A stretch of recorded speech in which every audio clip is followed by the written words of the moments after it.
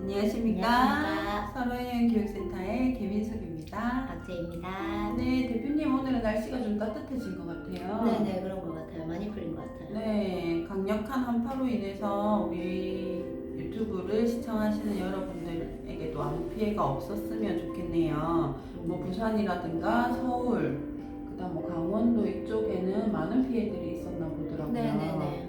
저희는 사실 눈과는 좀 거리가 있는 지역에 살고 있는지라 그런 부분들이 조금 와닿지는 않지만 그래도 조심하면 나쁠 게 없다고 생각이 드네요. 네, 맞습니다. 이게 사실 저희도 그렇잖아요. 추우면 조금 웅크려들려서 근육이나 이런 것들이 갑자기 움직였을 때 네, 많이 이렇게 자극이 오는데 아마 어르신들은 좀 더 하지 않을까. 그래서 각별히 날씨가 갑자기 추워지면은 건강 관리에 유의를 하셔야 되고 스트레칭을 좀 자주 해주시라 이렇게 말씀드리고 싶네요. 네, 스트레칭을 이제 꾸준히 조금씩 해주시는 스트레칭. 네, 필요한 부분인 것 같고 아무래도 날씨가 춥다고 하면 네. 이제 대표님 말씀처럼 좀 웅크러드는 경향이 많이 있는 것 같아요. 하지만 요새 유행하는 홈트 있잖아요. 뭐 꾸준히 하면 사실 좋겠지만 또 그렇지 못한 경우에는 뭐 단 5분, 10분이라도 조금 내 건강을 생각해서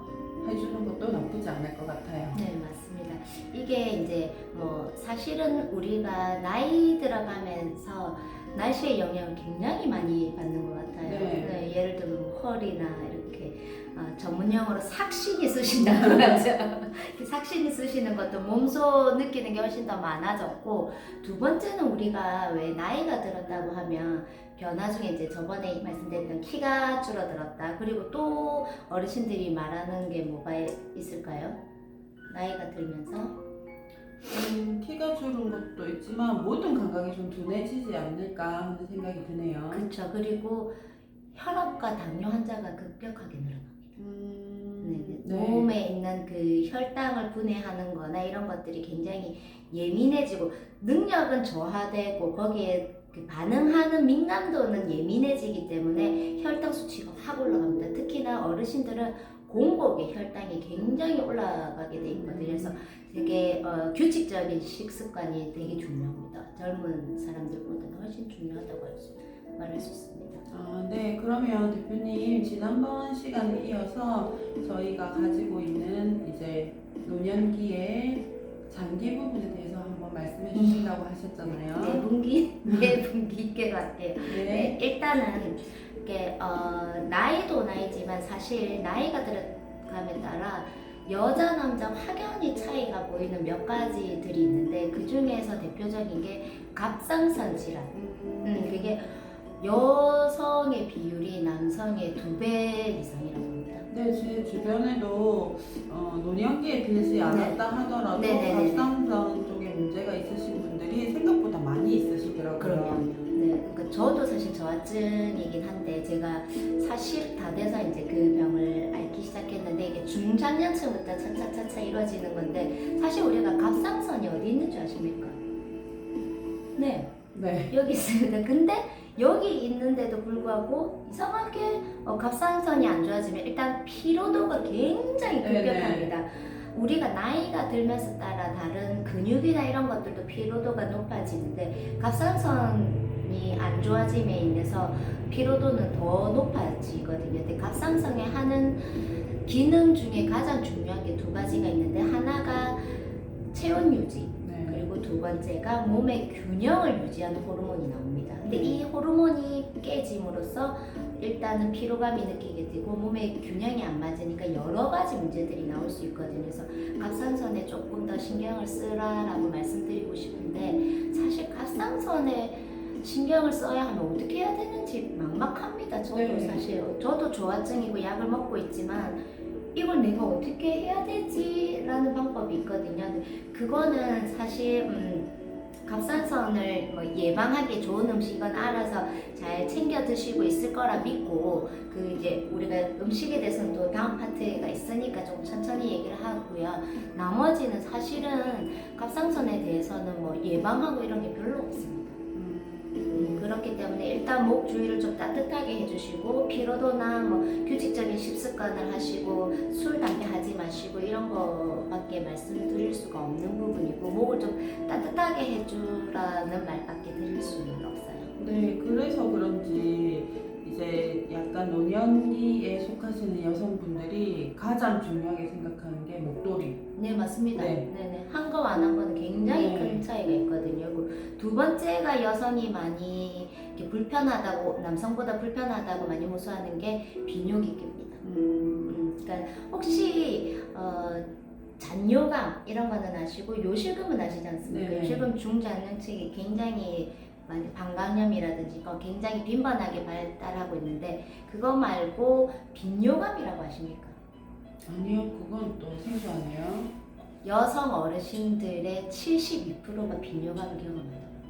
빈뇨감은 좀 풀어서 말씀드리면 화장실 가는 횟수가 많아지는 겁니다. 빈번하게 화장실 간다고. 그러니까 양은 줄어들거나 이렇진 않았는데 화장실 가는 횟수가 늘어나다 보니까 뭐 오줌에 그러니까 한 번 가더라도 조금씩 나온다고 하죠. 이게 잔뇨감과 빈뇨감은 조금 다릅니다. 조금 남성들에게서는 그 소변의 줄기가 약해져서 내가 이게 다 안 싼 것 같은 잔뇨감이 많이 드는 거고요. 여성들은 시원하게 봤음에도 불구하고 자주 화장실을 가야 될 것 같은 느낌이 드는 겁니다. 이거는 노화에 의한 특징이 가장 크기 때문에 사실 이것도 예방할 수 있는 방법이 별로 없습니다. 그 빈뇨감이 계속 불편함을 감수하고 계속 치료를 안 하시고 거기에 대한 뭐 스트레칭이나 이런 걸 제대로 안 하시면 이게 요실금으로 발전하고 요실금에서 좀 더 심해지면 야뇨증까지 올 수 있는 상태입니다. 그럼 빈뇨감이라는 것 자체가 이제 여성을 기준으로 두었을 때 노화의 증상의 하나로 보면 되겠네요. 네, 그렇습니다. 그러면 저희가 여성이라고 하면 물론 노년기에 대부분 겪는 증상 중에 하나가 요실금인데 네. 그 빈뇨감을 조금 집중해서 관리를 하다 보면 요실금도 조금 늦출 수 있다는 얘기가 되는 거예요. 영향이 아주 없지는 않습니다. 근데 그 영향이 그렇게 또 크다고는 볼 수 없기 때문에 빈뇨감이 있으신 분은 당연히 관리를 안 하게 되면 요실금으로 발전하는 건 맞습니다만 요실금이 있다고 해서 다 빈뇨감이 또 있는 건 아닙니다. 그거 참 어렵군요. 네, 이게 신체의 신비로움이라고 정의를 내리고 싶네요. 그리고 이제 사실은 우리가 그 나이가 들면서 따라 질 쪽에 수축도 많이 안 일어나게 되고 거기에 인해서 또 이렇게 윤활유도 사실은 많이 건조하기 때문에 많이 아파하시고 힘들어하시고 그 비뇨기계에 굉장히 잔병들이 많이 생기거든요. 근데 이제 어르신들이 뭐 나이가 들었으니까 그러겠지 하고 생각 외로 넘겨버리시는 분들이 많습니다. 네. 사실 저희도 산부인과 주기적으로 가십니까? 안 가죠. 안 가죠. 애 낳고 특별히 불편하지 않는 이상 안 가는데 이 노인분들은요 내가 윤활유가 작아져서 생기는 몸의 이상과 아니면 병이 와서 생기는 이상은 분명히 차이가 있으니까 정확하게 인지를 하셔야 되고 그 인지를 하고 알 수 있는 거는 사실 전문적인 의료 기술밖에 없기 때문에 좀 불편하시고 아프시면은 병원을 한번 가보시라고 적극 권해드리고 싶습니다. 저희가 젊었을 때는 사실 뭐 젊었다는 패기 하나로 아픈 것도 뭐 감기도 금방 낫고 그다음에 뭐 근육이나 이런 부분에 있어서도 뭐 하루 이틀 지나면 이제 정상화가 되어 가는 과정들을 겪다 보니 이게 나이가 들어감에 따라 이게 그냥 나이가 들어서인가 보다라고 사실은 관과하고 많이 넘기시는 분들이 많은 것 같아요. 그러니까 나이가 들어감에 따라 조금 주기적인 병원의 검진이나 그다음에 관리가 꼭 필요한 상황인 것 같습니다. 네네. 그리고 이제 말씀드리고 싶은 것은 소화기입니다. 자, 우리가 굉장히 오래된 차를 탄다고 생각해 볼게요. 가는 것도 달달달달달 승차감이 좋지는 않죠. 소화기도 마찬가지입니다. 자기는 이제껏 많은 일을 해왔기 때문에 조금 소화가 천천히 늦게 되는 부분이 있거든요. 그러다가 차가 노화된 차가 뽕뽕뽕 잘 가다가 어느 한순간 엔진에 불이 들어올 때가 있어요. 그쵸? 네. 근데 그 원인 하나로 인해서 차가 안 가는 경우도 생기지 않습니까? 네. 소화기도 마찬가지입니다. 나는 조금 노화되지만 별다른 이상이 없다고 느꼈지만 장이 어느 날 문득 노화로 인해서 가끔 특별한 문제가 없는데도 오늘은 장이 말이 안 들을 수 있어요. 그거는 노화에 의한 거기 때문에 뭐 관리를 잘못했다 이런 부분이 아니라서 사실은 잘 알아채지 못합니다. 그럼에도 불구하고 장이 안 좋은데도 전체적인 소화기관으로 인식을 해버리기 때문에 아이고 나이가 들어서 소화가 잘 안 되네 라고 인식해버리는 경우가 많습니다. 이게 소화가 잘 안 되면요 복부에 가스가 차고 일단 방구가 많이 나옵니다. 방구가 많이 나오기 때문에 어르신들이 방구를 많이 끼는 건 괜찮은데 이 방구를 많이 낌에 있어서 나이가 들어서 이렇게 간과할 부분이 아니라는 거죠. 분명히 장이 안 좋아도 방구를 많이 끼는 게 있기 때문에 이것도 좀 전문가의 손을 빌려야 되지 않나 싶습니다.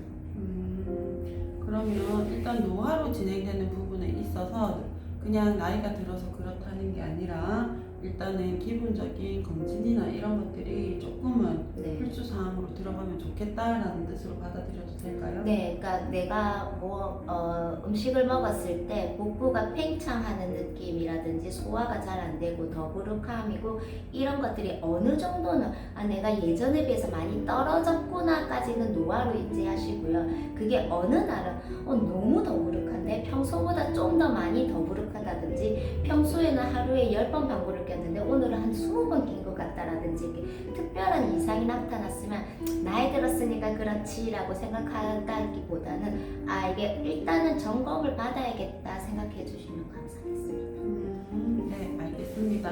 여러분들도 저희가 지금 나눈 얘기들에 있어서 내 몸이 어떤지 한 번쯤은 체크를 해보시는 게 좋으실 것 같고요. 그리고 간과하기보다는 병원 검진이나 이런 것들을 조금 활용하시면 좋으실 것 같습니다. 네, 사실 이거는 마지막으로 말씀드리는 거지만 옆에서 사실은 좀 더 알아봐야 물론 하루에 방구를 몇 번 끼는지 옆에서 다 알아챌 수는 없지만 냄새가 너무 독해졌다든지 끼는 횟수가 평소보다 많아졌다는 건지 옆에서 좀 봐주셔야 되는 부분이라서 아무래도 우리가 그 노인을 모시고 있는 보호자분들께서는 조금 더 신경을 써주시면 굉장히 좀 더 건강한 상태로 오래 계실 수 있지 않나라는 생각을 해요. 네, 알겠습니다. 오늘 좋은 말씀 감사드립니다. 여러분, 오늘은 여기까지 할게요. 감사합니다. 감사합니다.